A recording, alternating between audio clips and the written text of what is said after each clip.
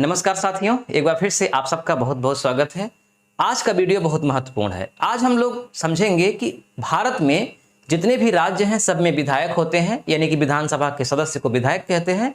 तो उनकी सैलरी कितनी होती है, उनको क्या क्या सुविधाएं मिलती हैं, और जब वो रिटायर होते हैं, रिटायर का आशय कि 5 साल जब विधायकी उनकी समाप्त हो जाती है, फिर से चुनाव नहीं जीतते, उसके बाद वो जीवन भर पेंशन के रूप में क्या क्या सुविधाएं प्राप्त करते हैं, कितना वेतन पाते हैं, ये सब कुछ हम इस वीडियो में देखेंगे। तो हमको पहले इसमें क्या क्या देखना है, पहले आप समझ लीजिए कि एमएलए और एमएलसी का मतलब क्या होता है। प्रायः खूब सुना जाता है, तो इसको हम बताएंगे कि एमएलए और एमएलसी क्या होते हैं। फिर वेतन के बारे में चर्चा करेंगे, फिर सुविधाएं, पेंशन, और उसके बाद यूपी स्पेशल, यानी कि एक विधायक को यूपी में कितनी सैलरी मिलती है और क्या क्या सुविधाएं मिलती हैं, ये देखेंगे। और विधायक निधि में कितना पैसा आता है। तो वीडियो स्किप मत करिएगा, यकीन मानिए शुरू से आखिर तक आप देखेंगे तो आप जानकर चौंक जाएंगे, आपको आश्चर्य होगा कि इतनी सुविधाएं मिल सकती हैं। अब ये सुविधाएं कितनी तार्किक हैं, कितनी अतार्किक हैं, ये आप पर है, लेकिन आप पहले इसको देखिए। तो हर राज्यों के विधायकों की वेतन अलग अलग होती है। जो राज्य समृद्ध है वहां के विधायकों को ज्यादा मिलता है, जो राज्य समृद्ध नहीं है वहां के विधायकों को कम मिलता है। लेकिन इसके पहले थोड़ा सा आप समझ लीजिए, यहां मैंने जो एमएलए लिखा है, एमएलए का फुल फॉर्म होता है मेंबर ऑफ लेजिस्लेटिव असेंबली, यानी कि विधानसभा सदस्य। इनको हम लोग बोलचाल की भाषा में विधायक कहते हैं। एक होता है जो हर राज्यों में नहीं होता है, लेकिन कुछ राज्यों में होता है विधान परिषद, यानी कि जो विधानमंडल होता है वो 2 इकाइयों से मिलकर बनता है कुछ राज्यों में, जिसमें उत्तर प्रदेश है, विधानसभा और विधान परिषद। तो विधानसभा के सदस्य जिनका चुनाव सीधे जनता द्वारा होता है उन्हें विधायक कहते हैं, एमएलए कहते हैं। और विधान परिषद का चुनाव अप्रत्यक्ष रूप से होता है, कई तरह के लोग उनको चुनते हैं, जैसे कुछ अध्यापक चुनते हैं, कुछ ग्रेजुएशन वाले चुनते हैं, कुछ मनोनीत किए जाते हैं। तो इस तरह से तो उनको बोला जाता है MLC, member of legislative council, Vidhan Parishad सदस्य। इन्हें भी आप विधायक कह सकते हैं। तो कुछ सुविधाएं दोनों को बराबर हैं, कुछ सुविधाओं में अंतर है। तो हम यहाँ पे जो बताएंगे वो मान लीजिए कि दोनों के परिप्रेक्ष्य में आप उसको समझ सकते हैं, लेकिन विशेष रूप से मैं एमएलए की बात करूंगा। जो एमपी होते हैं, मेंबर ऑफ पार्लियामेंट, जिन्हें आप सांसद कहते हैं, यानी कि संसद के सदस्य, उनकी सुविधाएं, वेतन हम अलग से अगले वीडियो में देखेंगे। तो यहाँ पर जो वेतन है वो दरअसल हर राज्यों का अलग अलग है। तो सबसे ज्यादा जो वेतन है वो तेलंगाना के विधायकों को मिलता है, 2.5 लाख रुपए प्रति माह मिलता है। वर्तमान की मैं बात कर रहा हूं, 2021 की। महंगाई भत्ता के अनुसार ये बढ़ता भी है, घटता भी है, लेकिन आप औसत समझिए कि तेलंगाना के एक विधायक की तनख्वाह महीने की 2.5 लाख रुपए है। अगर दूसरे स्थान पे आए तो दिल्ली आता है। आप जानते हैं दिल्ली एक केंद्र शासित प्रदेश है, लेकिन दिल्ली और पांडिचेरी में भी विधानसभाएं होती हैं, तो वहां भी विधायक होते हैं। तो दूसरे स्थान पे दिल्ली आता है, और दिल्ली में आप मान लीजिए कि 2 लाख से ज्यादा, 2,10,000 प्रति माह वेतन है। तो सबसे ज्यादा तेलंगाना के विधायकों को मिलता है, उससे थोड़ा सा नीचे दिल्ली आता है।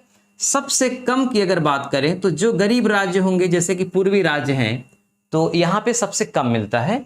तो ये मान लीजिए आप 35,000 रुपए प्रति माह, ये सबसे कम है। त्रिपुरा सबसे छोटा राज्य है पूर्वी भारत का, सबसे अधिक तेलंगाना। अब ये डायरेक्ट इतना नहीं मिलता, दरअसल डायरेक्ट पेमेंट आप जानते हैं, किसी को भी, कोई सरकारी कर्मचारी हो, अधिकारी हो, तो उसको जो तनख्वाह मिलती है वो महंगाई भत्ता हर चीज जोड़ करके मिलती है ना। तो इनको भी हम जोड़ करके दिखाते हैं। तो पहले आप देखिए यूपी स्पेशल, यानी मैं चूंकि यूपी का रहने वाला हूं तो मैं आपको आधार के रूप में यूपी के बारे में बताता हूं कि यूपी में जो एक विधायक की वर्तमान इनकम है या वेतन है वो 1,95,000 रुपए वर्तमान में है, यानी लगभग 2 लाख, 1.95 लाख रुपए प्रति माह। अब इसमें 1.95 यानी कि 1,95,000 रुपए प्रति माह में क्या क्या मिलता है जो जुड़ करके इतना हुआ है। तो देखिए, मूल वेतन सिर्फ 25,000 रुपए ही है, लेकिन इसके अलावा निर्वाचन क्षेत्र भत्ता 50,000 रुपए महीना, चिकित्सा भत्ता, यानी कि स्वास्थ्य सुविधाओं के लिए, बुखार आ गए तो उसके लिए, कोई बीमारी हो गई तो उसके लिए 30,000 रुपये प्रति महीना, सचिव भत्ता 20,000 रुपये प्रति महीना, निजी वाहन का खर्च 25,000 रुपये प्रति माह और मोबाइल खर्च 6,000 रुपये प्रति माह, असिस्टेंट खर्च 6,000 रुपये प्रति माह। इसके अलावा अन्य जिनका कोई विवरण ही नहीं है, सबको मिला करके लगभग 1,95,000 के आसपास इस समय पहुंचता है। अब आप मुझे बताइए कि यहाँ पर, चलिए जिनको हम नहीं जानते उनको छोड़िए, लेकिन जिनको जानते हैं, जैसे कि मोबाइल खर्च, इस हिंदुस्तान में क्या ऐसा भी कोई होगा जिसका मोबाइल का खर्च 6,000 रुपये महीना होता हो? शायद मेरी नज़र में तो नहीं। सिर्फ मोबाइल खर्च मतलब बात करने के लिए 6,000 तो नहीं खर्च हो सकता। इसके अलावा हर माह चिकित्सा के लिए 30,000 रुपये, निर्वाचन क्षेत्र भत्ता अलग से, मूल वेतन में जो महंगाई चल रही है जिस हिसाब से, वो भी अलग से जोड़ा गया, तो इतना खर्च है। अब देखिए, मैं अगर पिछले 7 वर्ष की बात करूं तो दिल्ली के जो विधायक हैं उनका वेतन 450% बढ़ा है, यानी कि वेतन में 450% की वृद्धि हुई है 7 साल में। तेलंगाना के विधायकों के 175% की वृद्धि हुई है वेतन में, जबकि राष्ट्रीय वृद्धि है 125%। मतलब पूरे भारत के जितने भी विधायक हैं, सबका जब औसत निकाला गया कि कितनी वृद्धि हुई पिछले 7 सालों में, तो 125% की वृद्धि हुई। सबसे ज़्यादा दिल्ली, उसके बाद तेलंगाना में। वृद्धि का मतलब समझते हैं, जैसे मान लीजिए कि पिछले साल या पिछले 7 साल पहले अगर विधायक को 100 रुपये मिलता था, तो अब 125% की वृद्धि हो गई, तो 125 आप इसमें जोड़ दीजिए तो हो गया 225 रुपये। ऐसा इतनी वृद्धि हुई है। अब वेतन के अलावा और क्या क्या सुविधाएं मिलती हैं, थोड़ा सा आप ये देख लीजिए। सबसे पहले जो एक विधायक होता है, जाहिर सी बात है वो मेंबर ऑफ लेजिस्लेटिव असेंबली है, विधानसभा का सदस्य है। तो इसका मतलब कि राज्य की जो नीतियां बनती हैं, जो विधि बनती है, उसमें ये भागीदार होता है, तो वहाँ पे जाके शामिल होता है। तो जब विधानमंडल का सत्र चलता है और उसमें वो शामिल होता है, तो प्रत्येक दिन के लिए 1,500 रुपये मिलता है। 1,500 रुपये प्रतिदिन के हिसाब से मिलता है, यानी कि वेतन तो मिलता ही है। वेतन के अलावा जब वो जाता है विधानसभा में शामिल होता है, तब उसको प्रतिदिन के हिसाब से 1,500 रुपये मिलता है। इसके अलावा रेलवे में सफर करने के लिए उसका तो टिकट लगता नहीं है, लेकिन उसके साथ साथ, यानी कि विधायक के साथ साथ एक और व्यक्ति हो सकता है, अन्य एक व्यक्ति, मतलब एक विधायक और एक अन्य व्यक्ति बिल्कुल फ्री में रेलवे में सफर कर सकते हैं, फर्स्ट क्लास एयर कंडीशनर में, टियर 1 में। इसके अलावा जो विधायक निधि होती है, विधायक निधि आप जानते हैं कि जैसे ग्राम प्रधान की एक निधि होती है, उसी तरह से विधायक निधि होती है। तो उसमें अब 5 वर्ष में 7.5 करोड़, कम से कम 7.5 करोड़ रुपए 5 वर्ष में आता है उस विधानसभा के क्षेत्र के विकास के लिए, 7.5 करोड़ रुपए। इसके अलावा एक विधायक अपने 5 साल के कार्यकाल में अपने क्षेत्र में 200 हैंड पंप लगवा सकता है। 200 हैंड पंप इससे अलग है, मतलब 7.5 करोड़ जो खर्च है वो अन्य प्रयोजन के लिए है। इसके अलावा 200 हैंड पंप है जिसका प्रति हैंड पंप का खर्च 50,000 रुपये है, 200 हैंड पंप लगवा सकता है। इसके अलावा रेलवे कूपन, रेलवे सफर का अलग, रेलवे कूपन का अलग, ये लगभग मिलता है एक वर्ष में 4.5 लाख रुपए, 4.5 लाख रुपए। इसके अलावा फ्री में सरकारी आवास, फ्री में आवास, यानी जहां पर विधायक रहता है, जिस घर में रहता है, वो सरकारी होता है और उसका कोई भी किराया नहीं देना पड़ता विधायक को, जब तक वो विधायक है। ध्यान रहे, जो अभी हम इसके पहले वेतन बताए एक विधायक का, वो वेतन आयकर से रहित होता है। भारत का एक छोटा सा कर्मचारी, रेलवे का ग्रुप डी में नौकरी करने वाला 25-30 हजार तनख्वाह पाने वाला व्यक्ति आयकर देता है। छोटी कंपनी में काम करने वाला व्यक्ति आयकर देता है, लेकिन विधायक लगभग 2 लाख रुपए प्रति महीना की इनकम पाता है और उसको आयकर से मुक्त रखा गया है, यानी उसको कोई भी सरकारी टैक्स नहीं देना पड़ता। तो इतनी वर्तमान सुविधाएं मिलती हैं यूपी के विधायकों को। लगभग यही सुविधाएं अन्य जगह भी है, कहीं इससे ज्यादा, जो राज्य जितना समृद्ध है उसके हिसाब से, कहीं इससे कम। तो हमने बात कर लिया वेतन की, हमने बात कर लिया अन्य सुविधाओं की। अब हम बात करते हैं कि जब रिटायर हो जाता है तब क्या होता है।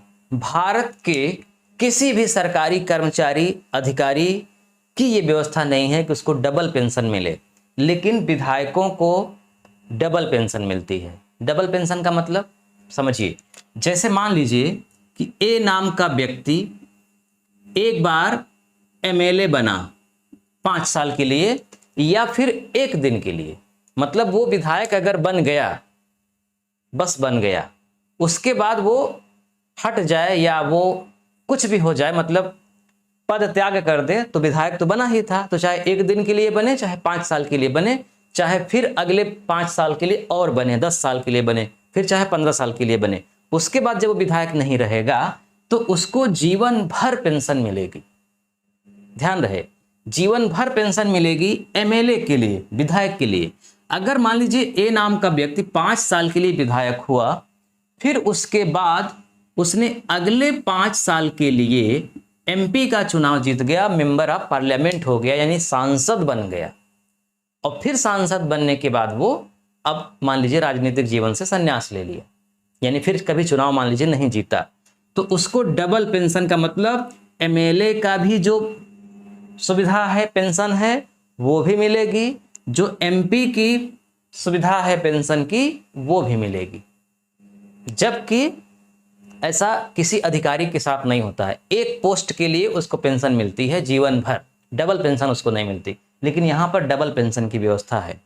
एक बात समझ में आई। दूसरी बात, जीवन भर मुफ्त चिकित्सा सुविधा, जीवन भर मुफ्त चिकित्सा।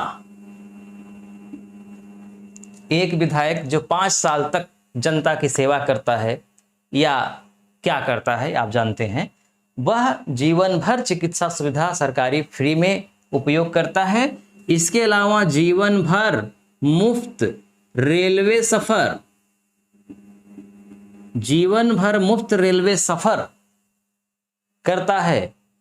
इसके अलावा प्रतिवर्ष रेलवे कूपन के लिए भी उसे लगभग 1.5 लाख रुपए मिलता है प्रतिवर्ष। इसके अलावा जो अलग से पेंशन निर्धारित की जाए, कहीं 50,000, कहीं 30,000, कहीं 1 लाख, कहीं 1.5 लाख, वो महंगाई के हिसाब से घटता बढ़ता रहता है। तो यानी उसको पेंशन अलग से, पेंशन के अलावा जीवन भर चिकित्सा सुविधा अलग से, रेलवे में सफर के लिए अलग से, रेलवे कूपन के लिए अलग से, और न जाने कितनी चीजें अभी हैं जो हम लोगों के सामने आई ही नहीं है। हम लोग तो केवल उनका अध्ययन करते हैं जो सार्वजनिक होता है ना, जो नेट पर है, गूगल पर है, या किसी से पूछकर थोड़ी बहुत जानकारी हुई वहां तक। इसके अलावा न जाने कितनी चीजें ऐसी हैं जो सामने आए तो हमें और अचंभित कर देंगी। इंदौर में एक घटना घटी थी, वहां पर ये डबल पेंशन के लिए न्यायालय में मुकदमा गया था, यानी विधायक की पेंशन मिलती थी, सांसद की पेंशन मिलती थी एक व्यक्ति को, तो इसके खिलाफ मुकदमा गया था। हालांकि कुछ इसमें हुआ नहीं।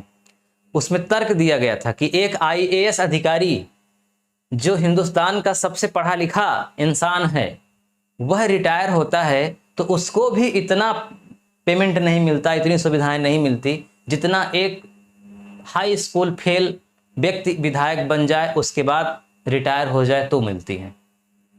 तो मतलब अतार्किक तो है ही, इसको किस तर्क पर आप सही साबित कर सकते हैं।